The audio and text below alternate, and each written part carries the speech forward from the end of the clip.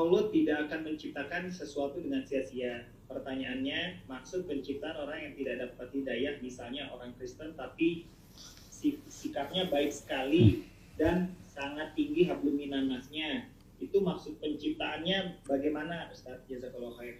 Ini perkara yang kita tidak masuk di benak kita ya. Ini di luar daripada nalar kita. Kita tahu bahwasanya Allah menciptakan dengan perencanaan Allah. Saya bicara tentang ini tentang masalah takdir sederhana. Allah menciptakan iblis. Kenapa iblis jadi korban? Kok dia jadi iblis? Kenapa Allah tidak kasih? Kalau Allah kasih dari awal kan selesai. Kita nggak perlu pengajian sekarang. Nggak ada pengajian nizamiyah, nggak ada pengajian Ustaz Firanda, nggak ada. Buyar semuanya. Karena iblis sudah tewas sejak awal atau sudah dapat hidayah dari awal. Kenapa Allah ciptakan iblis? Ini nggak bakalan bisa kita jawab. Ya, itu nalar Allah, kita nggak bakalan sampai kepada logika Allah. Sedangkan kita saja banyak hal tidak bisa kita logikakan, apalagi kenapa Allah begini, kenapa begitu. Makanya Allah tutup. Allah larang, kata Allah, la yus'alu amma yaf'al. Allah tidak ditanya dengan apa yang dia lakukan.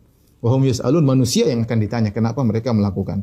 Kita tidak mungkin bertanya kenapa engkau melakukan ini. Kenapa Allah ciptakan iblis? Iblis dia adalah syarrul mahad, yaitu keburukan. Dari sisi zatnya dia sangat buruk. Tetapi ternyata dia punya maslahat yang banyak. Maslahat yang banyak dengan adanya iblis, maka adanya surga dan neraka. Allah bisa menciptakan dua yang kontradiktif. Allah bisa menciptakan Jibril alaihissalam yang sangat patuh, sementara iblis sangat membangkang. Allah bisa menciptakan Fir'aun dan Musa. Allah menciptakan Muhammad SAW dan Abu Jahal. Ya, Allah bisa adanya bagaimana Allah Maha Pengampun. Kalau nggak ada iblis, nggak ada yang berdosa, nggak ada yang bertobat. Bagaimana Allah Tawwab, ya, bagaimana seperti itu banyak ya. Dan ini semua adalah rahasia Allah Subhanahu wa taala. Ya. Sampai ada seorang ateis mengatakan, bisakah Allah menciptakan semuanya tidak ada yang buruk, semuanya baik, semuanya enak, semuanya nyaman, semuanya orang minta apa sih dipenuhi? Kita bilang ya itu, ya kalau orang dikasih seperti itu, kira dia mau jadi Tuhan, dia mau jadi apa saja. Dan itu adalah suatu wujud yang tidak logis. Ya, coba bayangkan semua orang semuanya baik, ya. Semuanya apa yang diinginkan terpenuhi, ya. Kalau gitu siapa yang mau jadi pembantu, siapa yang mau jadi bos, ya. Siapa yang mau disuruh, siapa yang mau menyuruh, ya. Kemudian tidak ada namanya rasanya rahmat. Kalau semuanya baik, kapan kita bisa merasakan namanya rahmat? Kita tahu rahmat itu kalau kita tahu ada keburukan. Kita baru tahu namanya kasih sayang kalau kita tahu kejahatan, ya. Kalau semuanya sempurna semuanya, kemudian tanpa ada lawannya, ya ini bukan ciptaan yang baik.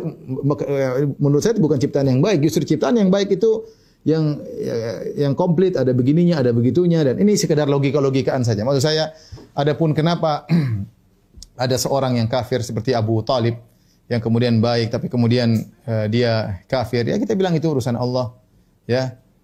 Allah ingin menunjukkan hidayah di tangan Allah Subhanahu wa taala, ya, dan lain-lain, ya. Jadi itu pertanyaan tidak bisa kita jawab, itu rahasia Tuhan, rahasia Allah Subhanahu wa taala, karena nalar kita tidak sampai kepada hal tersebut. Wallahu a'lam bishawab.